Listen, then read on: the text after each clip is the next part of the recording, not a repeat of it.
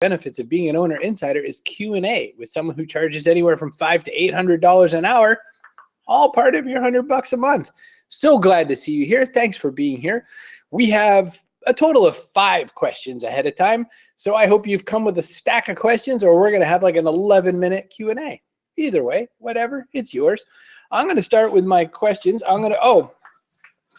Drinking tonight, Dogfish Head Sequench Ale. It is, it tastes a lot like, hi Lisa, it tastes like salt, and it tastes like limes and a little bit like beer. You know how Bud Light Lime is like a horrible idea? This is like the expensive version of a horrible idea. All right, let me start with my first question. This is Dr. Jeff. He is about to be an interviewee by an influencer named Gary. He's got a huge audience. The topic is vegetarian and vegan diets.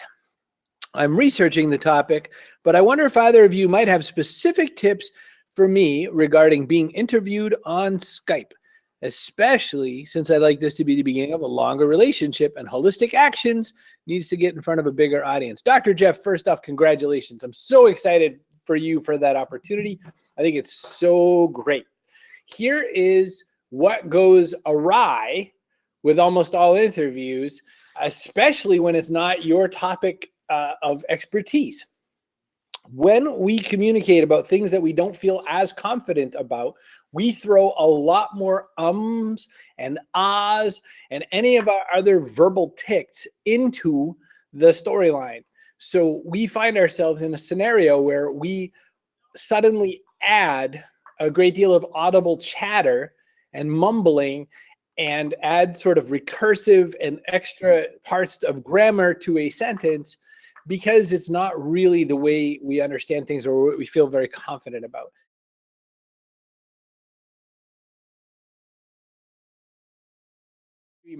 You would consider horrible procedure to an animal, I bet you can answer rather quickly. I didn't understand from your letter whether or not you meant vegetarian and vegan diets for humans or if you meant for pets. But I'm going to presume pets because otherwise I have no idea why Gary reached out to you, but maybe you just said, hooray, he reached out. But let's say it's for pets. What you might say that, you know, does fall into your area of expertise, and like you said, you're going to research and all that, is you might say that there's, you know, a lot of great evidence out there for why people might consider a more plant-based meal system. You can point out some of the documentaries that are available on it, like What the Health and Cowspiracy. You might say it seems that there's a lot of information stacking up about why we might consider, you know, a more plant-based lifestyle. I work specifically with pets, and my whole interest is how do I help guardians of pets and companions of pets make better choices for their animals. That's what we do with Holistic Actions. As a holistic medicine professional, I tend to look for a much more naturalized way, et cetera, et cetera, et cetera. So what you might start to do is you might start to point them towards what your line of business is, but then explain why you could see that it makes sense.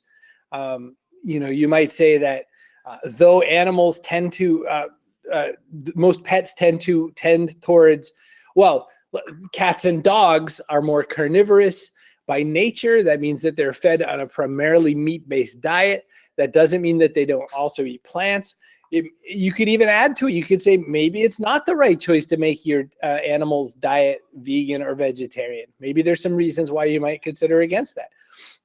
There's no reason not to add some controversy to the storyline as well, especially if, and I don't know a thing about Gary. This is not Gary Vaynerchuk, another Gary. I know nothing about this gentleman. If his whole thing is about vegetarian and veganism, it would be really fun if you were the contrary. And you said, you know, as it happens, maybe it's a good idea that the animals eat meat-based. One thing that's interesting, though, is that a lot of animal diets, especially when you watch like the Blue Ribbon ads and things like that, you know, the number one ingredient is almost never anything that you'd really particularly want to feed your pet. And so you can lead that. So when I'm faced with being asked an interview question that doesn't exactly match my expertise, barring doing a little research like you intend to do, I try to guide it towards where my area of expertise is and give people a little bit more of a rounded understanding from my perspective. Now, again, I led with what I think is the most important detail that you should focus on, which is being really clear and concise and simple in your delivery of sentences. Listen to how very specific and distinct my language is in general during this conversation and in general during all my webinars. That comes from a lot of practice. You can almost hear me not saying You can see these pauses where I'm thinking of something and I want to put a word in there, but then I leave blankness because I've done so much. That's also part of my podcasting experience, and that's also thousands of hours. One of the things I can't help you with is that you haven't practiced for thousands of hours not saying But when it's not your area of expertise, that's when we go off. That's when we start to rattle that. So hopefully that advice is helpful. Feel free to ask any follow-up questions as you so desire. My man Andrew is here. Hello, Andrew. Good to see you. Number one, let me get my little spectacles on. Number one, I've been thinking of starting to sell fence and garden related products online. I think that is really smart. Something we can make, ship easily in a box. A friend who had an online biz told me I should start on Amazon first because it would take too long to build up traffic on my own site. Our site was built to handle e-commerce. What do you think? What about eBay versus Amazon? Hey, Andrew, and you're welcome, Dr. Jeff. Again, if you have more questions, ask. If you didn't like my answer, feel free to ask.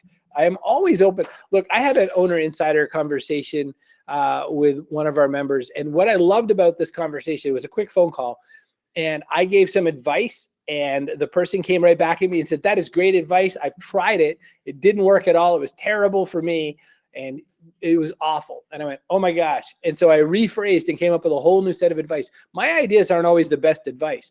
You might hear it and go, well, that's not any useful to me. You can always press for more, right? That's part of it. I was going to say pressure me, but you can always press for more. Andrew, number one, yes, go with Amazon. Number two, yes, go with your own site. Yes, also go with eBay. There is no or in this phrasing, right? Because think about retail. Retail doesn't work like that. Where did I get this delicious Dogfish Head Sequence Ale? Did I get it from the Dogfish Head store? No. Did I get it from the awesome craft brew store that I love in my town that has these really wizardly experts teaching about craft brew? No. I got it from my little stupid Vermette's grocery store, which is this little tiny store, puny store. And I was like, oh, I didn't know they carried Dogfish Head. And then I bought some when I was buying my kids something. Yay, beer. But it's on all three places, right? Why not try all of them? eBay, I just did some work with eBay. They were one of my customers in the last few months, and they're really doing a lot of good work. You set it up as buy it now. You follow their process. You can do great. Amazon, billions and billions and billions in retail. The place not to put your product in at this point would be Bentonville, because they pressure you really hard to change your pricing. Bentonville being Walmart. They pressure you really hard to change your pricing. So you have pricing control on all of those three places. Now, the difference is, Andrew, this is really important. You need to make price parity across all of those places. So you want to price it for the most expensive method you have to deliver it and keep that price the same. What neither Amazon nor eBay nor any other online retailer ever wants to see is $1,500 at Amazon, $1,100 at Andrew's site. And it's the same product. They never want to see that. Even if that is the truth of it, you've got to mark yourself up to match them. They do not want to see a discount based on the fact that it would cost you less than them to do the fulfillment, for instance. Okay, so that's a really important detail. Number two question, can you comment on ways to promote my site in addition to Google AdWords? Our leads from the site have dropped off, maybe the seasonal thing. But when we were busy, we were getting 8 to 12 together, usually Saturday through Monday. So, by the way, I love that you included your URL. There's a few of you that I have your URLs memorized. You would be one of them. I can tell you that you should look at Facebook advertising. But again, I wonder if your Google ads are going after the retailer or the contractor. Remember, you and I had talked multiple times about making sure you're attracting contractors. I'm curious where you're advertising and to whom you're advertising and what the language looks like. I would push some of your advertising towards contractors if you're doing it towards retail. And if you're not, it's time to start experimenting with that. Also look into Facebook advertising. We've had some pretty good results. I was going to say for a minute, maybe some mixed results, but I would say that more often than not, we've had very good results. So I think you should give that a look-see, okay?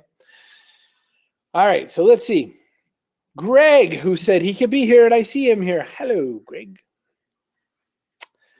What was that technique when speaking to collect emails from participants? I forget the steps. Okay, so let's start there because it looks like you have more than one question, which is great. Hi, Greg. So it's called a content upgrade, and I'm trying to remember. We did it for St. Louis, which was UMSL. So chrisbrogan.com, UMSL. I cannot believe I remember that. That is awesome. So this one's for speaking. So I was in front of the University of Missouri, St. Louis, and I said, thanks for being part of my talk today. I'm so grateful that you gave me your time and attention. I wanted to be able to give you the slides for my presentation and also invite you to receive my newsletter. Does that work for you? If so, just fill this out and you'll get the slide download page auto-magically. First name, last name, email, submit. Boom. When they got there, it went to UMSL, thanks. I hope to sweet tiny baby Jesus. There it is. Thanks for signing up. Thank you. Here's the slide deck. Boop. And there it was. And that was giving people access to winning in the choose your own adventure economy, which was my slide presentation. So that is how you do it. It's called a content upgrade. What you're doing is you're doing a very specific page in which this looks like your typical sign up, but the submit button is triggered when you're done submitting. There's a way that you set it up to say, where do you want them to go after they've hit that button? Instead of your normal sign up newsletter thanks page, it goes to a very specific thanks page, and that's where you put that product or result. That's called a content upgrade. So that is how we built that. You could look at that as an example, chrisbrogan.com/UMSL, UMSL, and then chrisbrogan.com/UMSL thanks. The other one you can look at that Rob pointed out to me, thank you, Rob, chrisbrogan.com/food truck. And this is a blog post I wrote in which we talk all about this food truck analogy. And then I said, hey, I made you a checklist, sign up, and it gives you this. So there we go. Perfect. Did they download right from that thanks page? Yeah, that thanks page is 100% downloadable. So UMSL thanks. And so that was just that. This is just a regular WordPress page. And on it, I just put a big graphic here, which links to the Dropbox folder where there's a download. Rob puts that, you could deliver it on the page or you could deliver it via email. Rob wants to change the content marketing approach so that people get an email so that they get used to opening and clicking on the emails.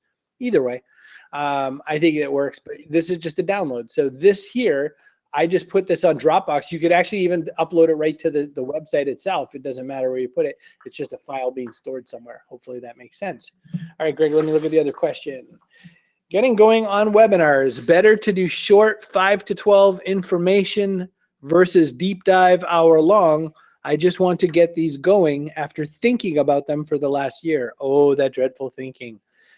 I'd like to use it to build out my list. Give good info on natural solutions for allergies, what to do around your house, bedroom to reduce them. I also want to do one in detox, a great way to jumpstart weight loss, and perhaps one on metabolic syndrome. Very interesting to find out, blah, blah, blah. All these topics would be to invite folks in for a complimentary consult to see if what we do might help them.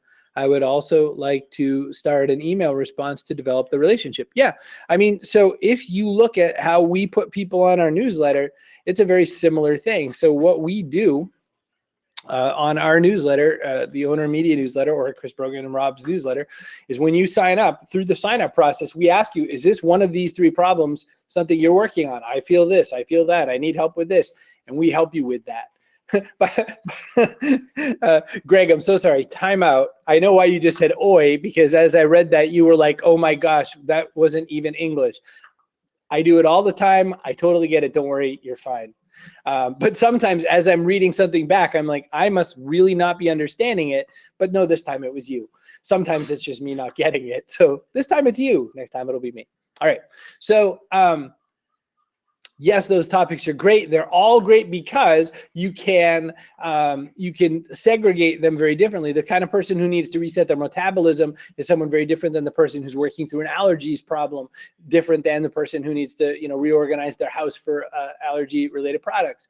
That is all really cool because then you could advertise very targeted. And when you bring these people in, and this is something Rob is probably going to say in private before you even sees me talk about it, is that you can then tag those people in whatever email platform you have, such that when they click the link that says, I want to learn about metabolic such and such, you can forever have that person categorized in your database such that you can give them follow-on information about metabolic such and such that the other people won't get. That list segregation, that personalization is the absolute reason why to have a really good email marketing platform that does that sort of the email solutions like ConvertKit or Infusionsoft or Aweber. There's a lot of them. You really want something that's going to allow you to market in a lot of different places. Aweber, good.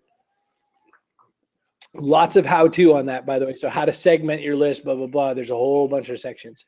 So that's that. Hopefully that answer is good for you. Oh no, I just hit delete when I shouldn't have. Hang on. Deanna, who always is kind of remind us that she teaches on Monday nights, but I thought there was a reason why Deanna couldn't be on Tuesday nights. And she has lots of reasons. All right, Deanna, this is for you. Here's my question. When I start with new clients, we have big plans and goals, and it's all new and exciting, but now it's 2 years down the road, which is fabulous. But I find that we are less clear about what we are measuring, or we are measuring things that were important but are now changed. What could I be doing annually or more frequently to keep longer term goals? It sounds like you know the answer to this. Like I don't feel like I'm going to give you any information you don't know about this question, Deanna. Check in faster. Check in and like, let's do a goal setting meeting. And if they're long-term clients, set them down quarterly. You're going to want to keep them retained, which is going to mean you're going to want to keep yourself really tight to what they're doing. And that says, let's just review your goals. The last time we met 3 months ago, this is what you said the goals were. Are these the same goals, or are we adjusting these a little bit? How are we measuring these goals? You know how to do that. Just do it on a quarterly basis. I think more than quarterly might be too much. I think less than quarterly, and you're risking losing your customer base. Question number 2, for your information attached as a monthly reporting form, what do you think? What else could I be reporting? I don't see that attachment because, oh, no, I got it. I lied. May highlights.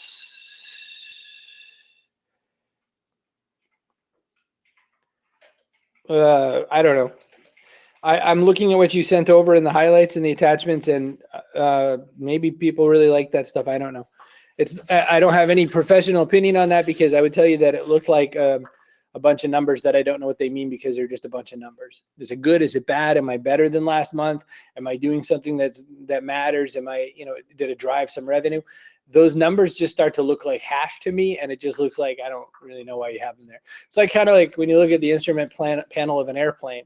Robin Maiden, who's a veteran pilot at Delta, who's flown since like the Vietnam War, he said, anything that's shiny and squiggly and looks like it's been touched a lot, touch those things. Anything that looks brand new and never been touched, don't touch it. That's what I looked at when I saw your number. So there you go, Deanna. Hopefully that was vaguely helpful, but that was a part I don't get. Hi, Chris. I found the article on using Slack for public communities interesting. Will you elaborate on how you see owners using Slack in this way? All right. So that is a case of me talking about something that I find is kind of interesting, where it's like a little vague what I'm really trying to say. So the only part of the article, Linda, that actually really directly connected to me is I haven't been doing anything with the public communities. There's 400 plus public communities around topics like productivity and JavaScript and all that sort of thing. What I was thinking about when I pointed that out is that a lot of times one of the things missing from our business opportunities is that we don't do enough community networking. We don't do a lot of outreach, especially outside of our vertical. I mean, you and Michael have a very specific vertical, and I think that you and Bill, sorry, Michael, you and Bill have a very specific vertical that you work inside of, and I would say that you need to connect out to some other entities, because it's always like friend of a friend of a friend who finds you the more interesting referrals. And I think that looking through those 400 plus public Slack communities, you can really find some interesting ways to do some networking and then potentially some prospecting. And as always, I'm going to see if I can find it really quickly. Communities. As always, you got to go gently into this. I mean, what you're looking to do though is you're looking to try to gently connect with people around your areas of interest. So for instance, there's one about Agile, and I'm sure there's probably a Scrum one. Finance communities, for instance, absolutely. See, so there's lots of ways that you can start plumbing these sorts of things, but look, there's all kinds of women in technology. Linda, you'd be great there, right? There's all kinds of ones where you might find some way that you connect or some reason that you connect, and then people will from there you get the opportunity to drive some potential business. And I think that it's a really powerful thing to point out. Deanna, back to you for a really quick second. Rob points out that numbers should tell a story. And that's what my point was, kind of, sort of. All right. So hopefully, Linda, that helps. I mean, I know I was a little bit vague on that. By the way, this is my last question. So we're going to finish in less than 30 minutes unless you throw some questions at me. Lisa says, I am just now starting to post on Facebook and LinkedIn. I boosted my Facebook post not using any particular strategy, but just to see what happened. I got a couple of likes, but my question here is, how much do I need to spend in order to make it worthwhile? I realize that the narrower the market, the higher the cost, but Facebook seems like it could be a huge hole. What do you recommend? Oh, it's funny. I find it the opposite. I find like you can narrow it down a lot and it costs less, because they have to match the criteria. So are they these people, that people, this people? One of the things Rob points out all the time is that when we send our Facebook marketing out to people who look like, and there's a way to do that, there's a button for looks like our existing audience, those almost always fall on deaf ears. Like it's a lot of money for nothing in any case. Even if it's only $20, it's like 19 and a half of it goes to nothing, like 2 clicks. But if we point even just a retargeting towards our list, we get a huge response. So even throwing your email list against it, you're going to have a big successful opportunity right there. So I think that there's an opportunity to try it out. But I think for sure, my email list. Yeah. So there's a way that you can install your email list into the Facebook ad and say, anybody who's used this same email address to sign up on Facebook, send them this. And you can totally do that. And as far as you try to get new people, I have not found a lot of ways to connect, new people to my stuff, but we haven't done too many experiments on trying that out. We've mostly tried to drive them to some new things. We're going to do some content upgrades, similar to what I think it was Greg was asking a little bit earlier. How do you get more people to sign up to your newsletter and that sort of a thing? That's one of the ways we're going to do that. Andrew asks if we're having a meeting in Portland or somewhere else this year. No. So that's that answer. Greg says, I'm having a follow-up for mine. What is your opinion on the length of these webinars, short and sweet or longer and in depth? The end distance of a webinar needs to be an hour. I think more than an hour, and everyone starts to get really antsy. There's a lot of data that says 20 minutes is the ultimate amount of time that humans can focus on any one thing before they stop paying attention. And I can tell you that, even here, there's 62% attentive, meaning that 62% of you have me as the primary tab open right now. And that means almost 40% of you are looking at something else while I'm talking, which is fine. You don't have to look at my beautiful head. I totally get it. But it's just important that you understand that, you want to make a certain set of times. Are you setting goals for Meatless 10 other than just doing it? Linda asks. This is something that Jacqueline is doing in her Get Planty. I think it's bit.ly/Meatless10. I should know that off the top of my head, but yep, there it is. bit.ly/Meatless10. Linda's tracking her performance in business things and we'll write about it. Oh, very cool. No, I'm not doing anything particular for Meatless 10 besides just honoring, continuing to eat plant-based. And so I think that what I will do is just during that challenge, I'm going to show people how I do what I do and, how you can eat more plant-based, just because if a weird schlub like me can do it, then anyone could do this for sure. I'm not like looking for a weight loss goal or anything like that, because oddly enough, when I started eating plant-based, I gained weight because guess what? Grains and potatoes are all plants, and you can eat lots of those big fat ass carbs and get bigger and fatter asser. So, I didn't get skinny eating plants. That's for damn sure. If I ate more green ones and less beige ones, I probably would, but that's my answer. Emily Gale says, hey, lots of good stuff tonight. Hey, thank you so much. and have who reach out to who? Lisa, reach out to Rob on Slack, please. So there, I was like, I don't know what you're saying at that point. Okay. That's it for questions. I guess we can call it a night, everyone. Thank you so much for showing up, those of you who saw it live. And for those of you who saw it in recordings, I appreciate you. Glad you were here. Thanks for coming by. I'm Chris Brogan. Rob Hatch is here as always. I probably Ron somewhere. I didn't look to double check, but he's usually around. Thanks to everyone who showed up live and everyone who's catching the recording. Love you much. Make sure to ask me questions. It's a great way to get some more value out of what you pay me for already. Talk to you soon.